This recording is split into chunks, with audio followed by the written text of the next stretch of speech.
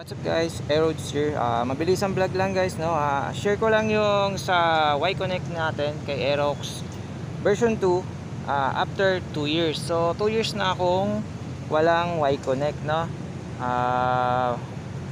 Bali performance parang same pa din, wala namang problema. Naibiyahe ko na nga ito ng Ilocos, ng Baguio, Pangasinan, La Union.